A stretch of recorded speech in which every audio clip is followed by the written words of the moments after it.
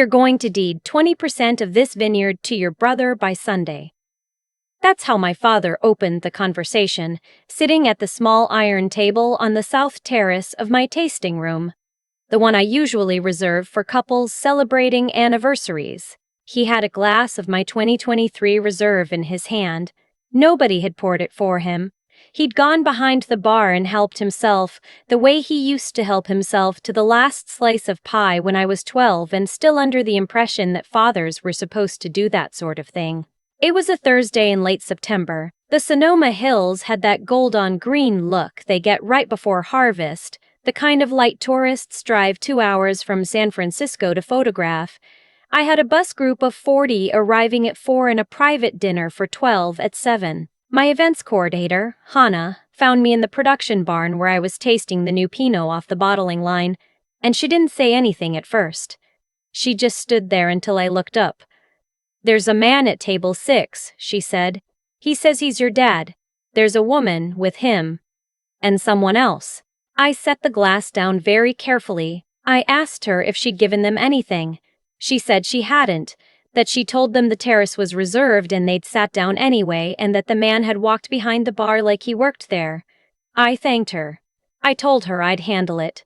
I took off the work apron with the wine stains on the front, and I walked across the gravel courtyard toward the tasting building, and I didn't run, but I also didn't take my time. It had been 6 years. When I came around the corner of the terrace, my mother saw me first. She did the thing she always does, that small upward movement of the eyebrows that's supposed to read as warmth but really just means, "She's noticed you." She was wearing a cream linen blazer and the same pearl earrings she wore to my high school graduation.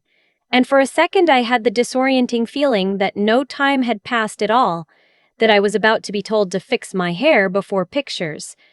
My brother was sitting next to her. He looked thinner than I remembered, not in a healthy way. In the way men in their 30s get thin when something is going badly and they've stopped sleeping. He didn't meet my eyes. My father, of course, did. He smiled at me with all his teeth and gestured at the empty fourth chair like it was his to offer. I didn't sit. I said, "You need to leave. We're at capacity for the afternoon. I have guests arriving in 40 minutes. My father said, "Sit down, Camilla. We came a long way and we're not going anywhere until we talk." I said, "You came from Modesto. It's 3 hours. You could have called." My mother said in that careful, patient voice, "You don't take our calls, sweetheart. We didn't have a choice." I almost laughed. I almost said, "You haven't called in 4 years, but I didn't, because I wasn't going to give them the satisfaction of seeing the math I'd done on it." I kept my hands at my sides. I let the silence sit until my father started looking uncomfortable, which took about 12 seconds. He's never been good with silence. That's how I learned when I was a kid that if you just waited long enough, he'd talk himself into corners. He pulled out the papers. He brought them folded in his jacket pocket, 3 sheets, stapled with little blue arrow stickers where the signature lines were.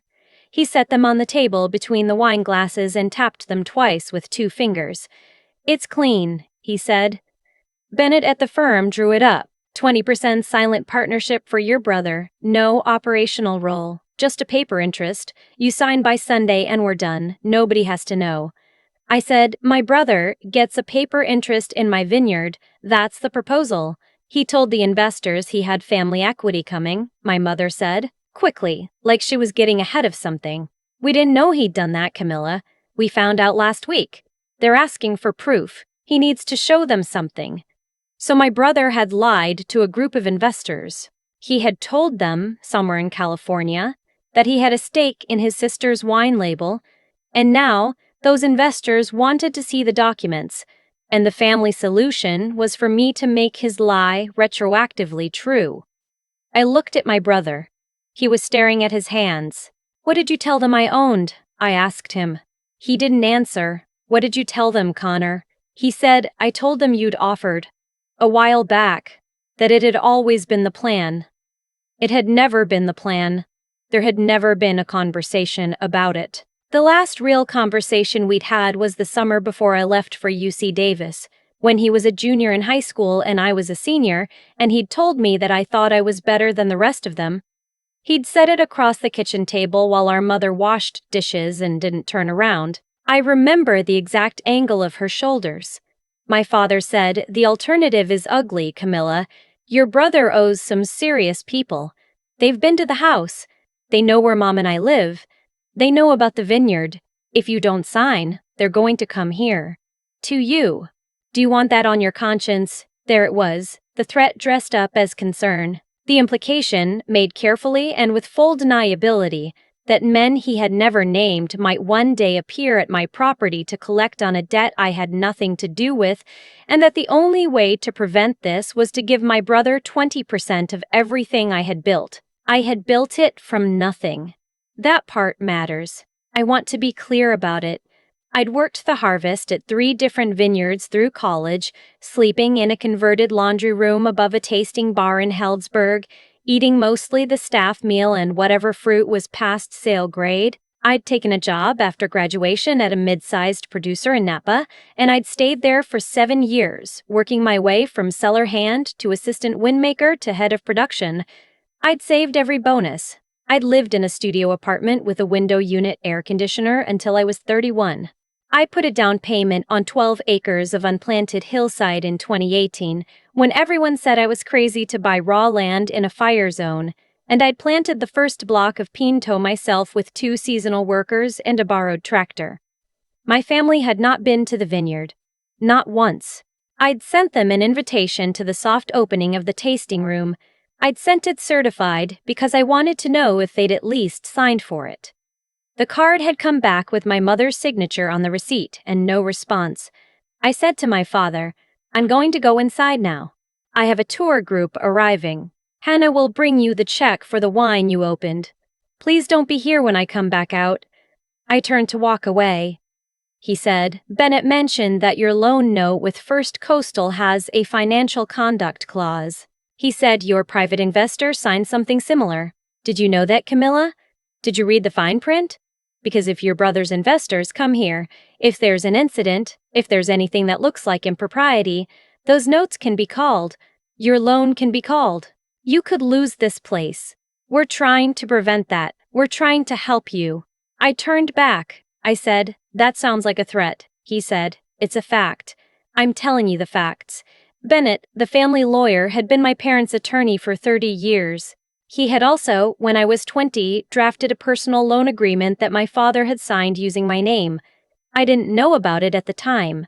I learned about it 3 years later when I was applying for an apartment in Davis and the credit check came back with a $45,000 consumer loan in delinquency, my signature on the document, my social security number, my address from my freshman dorm.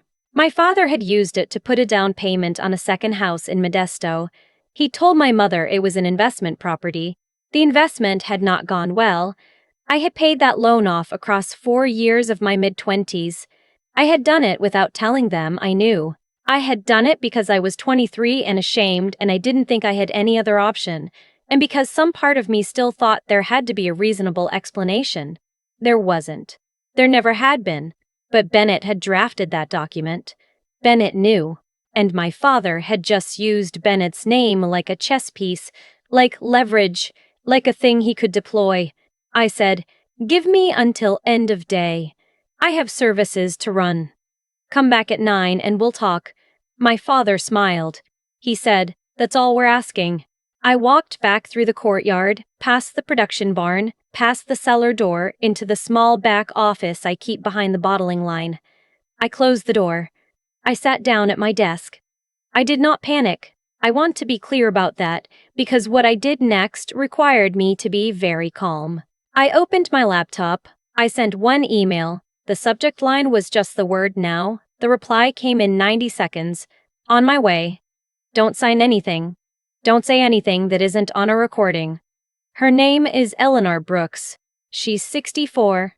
She has a private practice in Santa Rosa specializing in business and estate law, and she was the woman who, 11 years ago, when I was 26 and had just gotten the credit report back, sat across from me at a coffee shop and looked at the documents and said, very quietly, 'This is criminal fraud, and I am so sorry that someone did this to you.' She had not been my lawyer then. She had been my landlord's lawyer. She had become my lawyer the next week, and she had been my lawyer the next week, and she had been my lawyer ever since. She had reviewed every contract I had ever signed. She had drafted the operating agreement for the LLC that owns the Vineyard. She had also, 3 years ago, when I had told her the whole story over a long dinner, asked me a question I had not been able to answer at the time. She had asked, "What would you do if they ever came back and asked for something?" I hadn't known. I'd told her I didn't think they would. She'd nodded the way she nods when she thinks you're wrong, but doesn't want to argue about it. She arrived in 40 minutes. She came in through the production entrance the way the suppliers come in, and she sat down in the chair across from my desk, and she set down a leather portfolio and looked at me.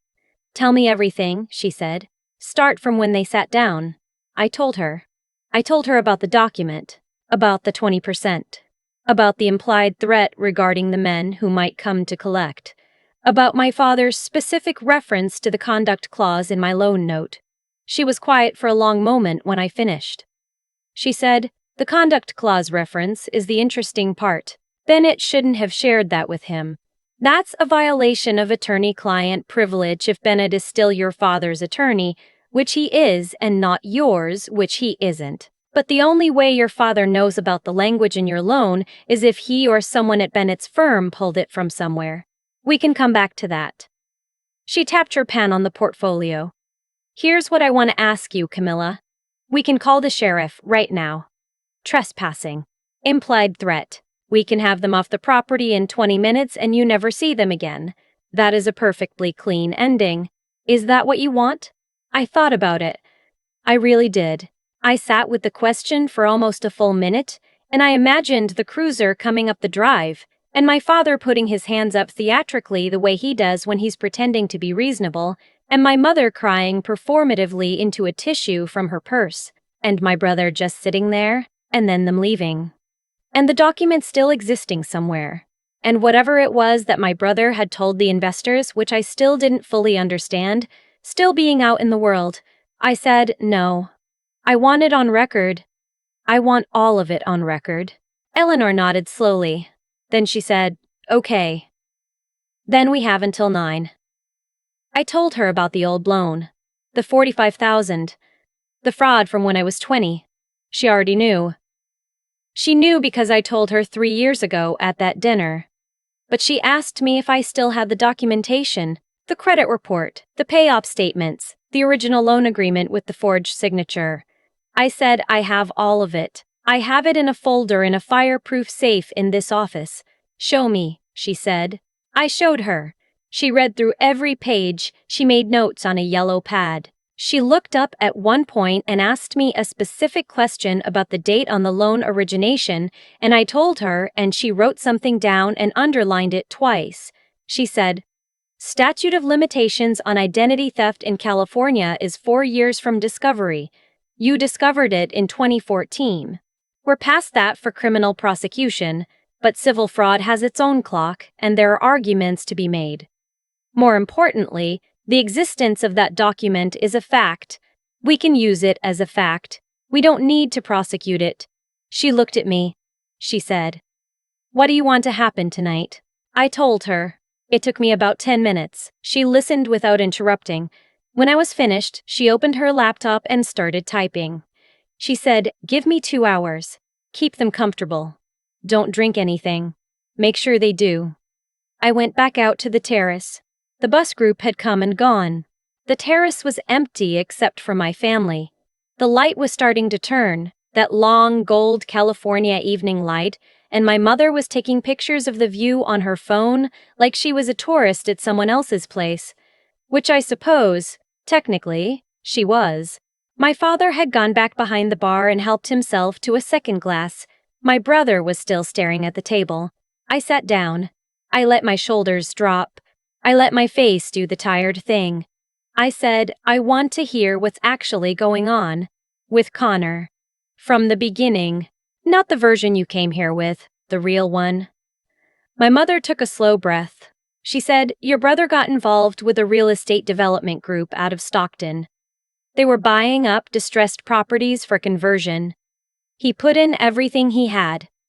He took out a second mortgage on the condo. He borrowed from your uncle. The lead developer disappeared in May. The properties weren't titled the way Connor thought they were. He's looking at $320,000 owed to the other partners, who are not, let's say, the kind of people who file lawsuits. I asked, "What's the actual deadline? The real one?" My father said, "End of October. 2 weeks. And what's the 20% supposed to do exactly?" "It buys him time," my father said. "A demonstration of family assets. A demonstration of family assets. Something to show the other partners while he negotiates. Nothing actually transfers. It's paper." I said, "Paper that I can't undo. Paper that gives my brother a legal claim on 20% of everything I own. Paper that, if his investors are who you say they are, becomes an asset they can attach." "That won't happen," my father said. I said, "You don't know that." I said, "But okay." I said, "I'll talk about it. I want to see the document. I want my own attorney to look at it. And before any of that, I need to ask you something, and I need you to be honest with me, because I'm tired and I don't want to play any more games tonight. Can you be honest with me?" My father said, "Of course." I said, "When I was 20, did you take out a loan in my name?" The terrace got quiet. My mother set her phone down. My father said, "Where is this coming from, Camilla?" I said, "I'm asking a direct question. I need a direct answer.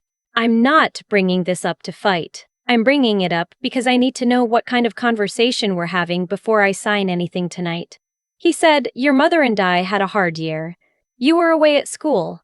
We made a decision that we thought we could fix before it became a problem. It became a problem. We didn't handle it well. That was a long time ago." I said, "You used my name." I said, "You forged my signature." He said, "We were going to pay it back." I said, "I paid it back. I paid $45,000 with interest across 4 years of my 20s. I want you to know that I paid it back. I want you to say that out loud, that I paid it back." There was a pause. My mother was crying without making any noise, which she has always been good at. My father said, "You paid it back." "Yes. Thank you," I said. "You paid it back." "Yes. Thank you," I said. I just needed to hear it. I excused myself. I went to the office. Eleanor was at my desk with 2 documents printed and a third still loading on the printer behind her. She looked up. I said, "He confirmed it. The recording is on my phone.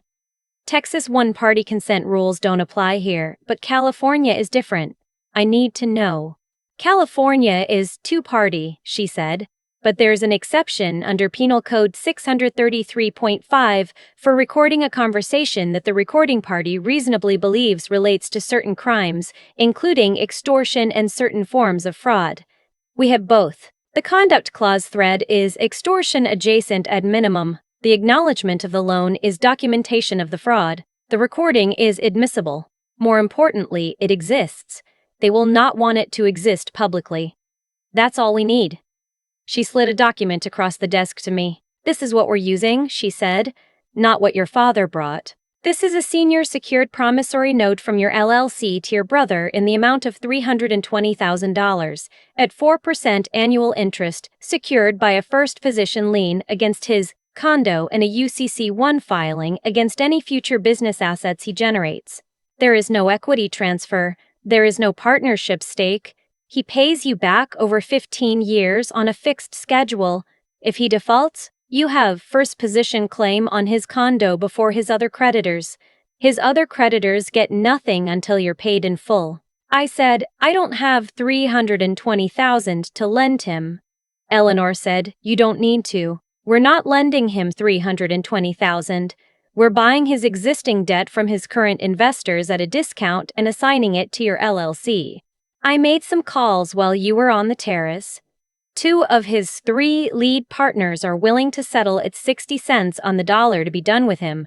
That's $192,000. You have a working capital line of credit through First Coastal with a $250 ceiling. We can draw against it tonight, wire the funds Monday morning, and have the assignment papers executed by close of business Tuesday. The third partner is harder, but the other 2 represent 70% of the debt, and once they're out, the third one folds." I said, "Why would they sell?" She said, because your brother is a default risk and they know it. They'd rather have 60 cents now than chase him for years. I've done this kind of work before. They will take the deal. I said, and the document my father brought. She said, you sign nothing your father brought. You bring out the document I'm drafting. Your brother signs it. Your parents sign as guarantors, because they will, because they think they're winning. The document I'm giving you contains a clause on page 4 that establishes the senior secured position. Once they sign, your brother's other creditors are subordinated by contract. Even if he defaults, they're behind you in line, and the asset attached to the lien is his condo, not your vineyard. I said, will he sign it? She said, he'll sign it, because his father will tell him to sign it. His father will tell him to sign it because his father doesn't read documents. His father has spent his entire adult life being the person in the room who doesn't read documents. That's how we got here. I went back out at 8:15. I sat down at the table. I had the new document in a folder. I had my phone propped against a candle. I said, I want to record the next part. For my accountant. California requires documentation of any business loan over $10,000 between family members for IRS purposes. Otherwise, it gets reclassified as a gift and triggers tax exposure on both sides. This was not entirely true. The IRS rules around intra-family loans are about interest rates and documentation, not recording. But my father has never read an IRS rule in his life, and he wasn't going to start tonight. He said, fine. I pressed record. I said, this is a loan agreement between Vasquez Vineyards LLC and Connor Vasquez, individual. The purpose of the loan is to satisfy outstanding obligations to my brother's existing business partners in connection with the Stockton Development Project. Dad, can you confirm that you understand the purpose of this transaction? He said, yes. The loan is to pay off your brother's investors. I said, and that my brother currently has no liquid assets sufficient to satisfy those obligations himself. He said, that's correct. I said, and just so the documentation is complete for my accountant, I want to note on the record that this is the first formal financial transaction between me and any member of this family. There was a previous informal transaction approximately 17 years ago, which I want to identify as separate from this one for accounting purposes. He said, what previous transaction? I said, the consumer loan in my name from 2008, the one we discussed earlier. I just need it documented as a separate, prior, informal event, so my accountant can confirm there's no pattern of intra-family financial entanglement. He hesitated. I said, it actually protects you. It establishes that transaction as historical and informal, which means it's not part of any ongoing financial relationship. It's the cleanest way to handle it. He believed me. I watched him decide to believe me. He's never been able to resist a path that looks like the easy one.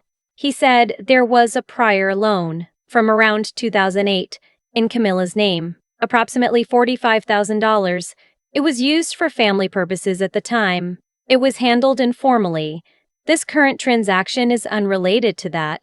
I said, thank you. I slid the document across the table. I told my brother to sign on the borrower line. I told my parents to sign as guarantors. My father skimmed page 1 and went straight to the signature page. My mother signed without looking at all. My brother actually read the document. He paused at page 4. He said, what's this? The senior secured position. I said, it just means that if you default, my company gets paid before your other creditors. It's standard for any commercial loan. The bank requires it. We're not a bank, he said. I said, no, but I have to follow the same documentation standards because my own loan agreements require it. If you pay this back, none of it matters. The clause never activates. He looked at me for a long time. I looked back. I let my eyes go soft, the way Eleanor had told me to. The way someone looks who's exhausted and just wants to be done.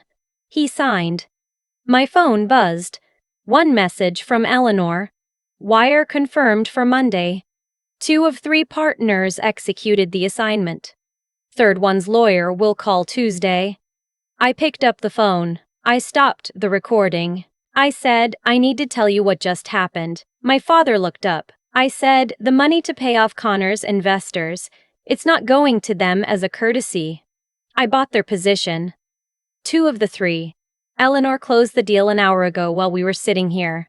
The third one folds within the week. As of Monday morning, I am the senior secured creditor on Connor's $320,000 of debt. The document you all just signed is the formal acknowledgement of that position. The lien attaches to his condo, not to my vineyard. There is no equity transfer. There is no partnership. My father said, "What?" I said, "Connor still owes $320,000. He just owes it to me now, at 4%, on a 15-year amortization, with first position on his condo if he defaults. His other creditors are subordinated by the document you just signed as guarantors." My mother said, "Camilla?" I said, and on the recording I just made, "Dad, you confirmed that in 2008 you took out a loan in my name and used it for family purposes. Civil fraud has a longer statute than criminal in California, and the discovery rule extends it further. I'm not filing anything, not tonight, but the recording exists. It will continue to exist. It will sit in a digital file in 3 different places, and it will continue to sit there, and you will know that it sits there, and that's all I need." My father's face had gone gray. He said, "You can't do this." I said, "I already did it. You signed the documents. You confirmed the prior fraud. There is nothing for you to do tonight except finish your wine and leave my property." My mother was crying for real now, not the performance, the other one. She said, "I'm your mother." I said, "You haven't been my mother in 6 years. You stopped when I sent you the invitation to the opening and you didn't come and you didn't write back. I sent it certified. I have your signature on the receipt. I kept it. I keep all the receipts." I turned to my brother. I said, "Connor, I would have helped you if you had called me. If you had said I made a mistake and I need help, I would have written you a check. I want you to know that. I want you to know that what made this impossible was not your debt. It was the lie you told the investors and the way Dad came here and tried to make me sign it into existence. If you had just called me, none of this would have happened." He didn't say anything. He was crying too. I stood up. I said, "My events coordinator is going to walk you to your car. I would prefer you not come back. If you do come back, I will involve the Sonoma County Sheriff. I have a copy of the document. I have a copy of the recording. I have a folder in my safe with 17-year-old credit reports. I am not afraid of the sound of any of it being read out loud." I walked back to the production barn. Eleanor was waiting at the door. She handed me a glass of water. She said, "You did fine."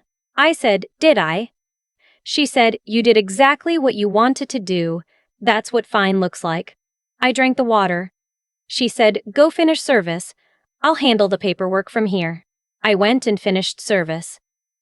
I poured wine for the private dinner. I told the table about the new Pinot, about the elevation of the block, about the soil. I made a couple of jokes. The host was an attorney from San Francisco who had brought clients out for an early holiday gathering, and at the end of the night she handed me her card and asked if I'd consider hosting their firm's annual retreat. I said I'd think about it. I have thought about it. I'm hosting them next September. The wire went out Monday morning. The third partner's lawyer called Tuesday afternoon. He took 55 cents on the dollar to be done with it. Eleanor filed the lien on Connor's condo by Friday. The UCC filing went through the following week. Connor set up automatic ACH transfers in November and has not missed a payment in 11 months. He has not called. He has not written. I don't know if he's still living in the condo. I assume he is. The payments come from a checking account at a credit union in Stockton, and that's all I know about his life now, and that turns out to be enough. My father called once, about 3 weeks after that night, from a number I didn't recognize. I let it go to voicemail. He talked for almost 6 minutes about what I'd done to the family and what I'd cost my mother and what kind of daughter I'd grown up to be. I listened to the whole thing once. I saved it to the same folder where I keep the credit reports. I haven't listened to it again. I might never. The point is that it exists and that I get to choose. My mother sent a card at Christmas. No note inside, just her signature. I put it in the folder too. The Vineyard had its best harvest on record this year. The Pinot from the South Block scored 93 points in a regional review. I hired 2 more cellar hands and started a second label for sparkling. Eleanor came to the harvest party in October and she brought her wife and we sat on the terrace at table 6 until almost midnight, drinking the new vintage out of plastic cups because all the real glasses were in the dishwasher. And she told me that I had handled it the way she would have handled it, which is the closest thing to a compliment she's ever paid me. I think about that conversation sometimes. The one she had with me 3 years ago when she asked what I would do if they ever came back. I think I know now what I would have said if I'd been able to articulate it then. I would have said, I'm going to make sure that whatever they take from me, they sign for. I'm going to make sure that whatever they ask for, they put their names on. I'm going to make sure that the next time they walk into a room I built and try to walk out with a piece of it, they leave behind a paper trail that costs them more than they came to take. It turns out that's not revenge. Eleanor told me that about a month after, when I was still trying to figure out what to call what I had done. She said, "This isn't revenge, Camilla. Revenge is when you hurt someone to make yourself feel better. This is accountability. You made them carry the consequences of their own choices for the first time in their lives. That's not the same thing. Don't confuse them. I didn't. I haven't. I won't." I've thought a lot about that Thursday in the months since. Not the part everyone expects me to think about. The confrontation, the document, the recording. Those were just the moves. What I keep coming back to is the moment before any of it, when I was standing in the production barn with a glass of Pinot in my hand, and Hannah told me there was a man at table 6 who said he was my father. That was the moment everything was decided. Not by what I did next, but by what I had already done, quietly for years, without knowing I was preparing for that exact afternoon. I had built a life that could not be threatened by a folded piece of paper in my father's jacket pocket. That was the work, not the showdown. The work was the 7 years I spent in a studio apartment saving every dollar. The work was reading every contract Eleanor put in front of me, even the ones I didn't fully understand at first, until I did understand them. The work was paying off the loan he forged in my name when I was 20, a loan without telling anyone, because I needed to know I could carry something heavy by myself before I tried to carry anything else. What my father didn't understand, what he never understood, is that the things you do quietly when no one is watching are the only things that ever actually belong to you. He had spent his whole life looking for shortcuts, finding rooms where the people inside hadn't read the documents. He thought I was one of those rooms. He was wrong, and he was wrong because of choices I had made years before he ever drove up that gravel road. That's what I mean about cause and effect.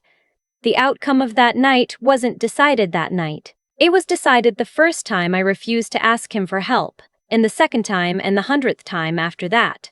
If there's anything I'd want someone watching this to take from it, it's that the boundary you set today is the protection you have 10 years from now. Nobody warns you about that. They tell you boundaries are about saying no in the moment, but that's not really what they are. They're about building a self that can't be reached by the people who taught you that being reachable was the same thing as being loved. Connor sends his payment on the 1st of every month. He hasn't missed one. I don't think we'll ever speak again, and I've made peace with that, not because I stopped loving him. Because I finally understood that loving someone doesn't mean carrying what they refuse to carry themselves. It took me until I was 37 to learn the difference. I wish I'd learned it sooner. I'm telling you about it now in case it saves you a year or 2 of your own life. That's the only reason any of this is worth saying out loud.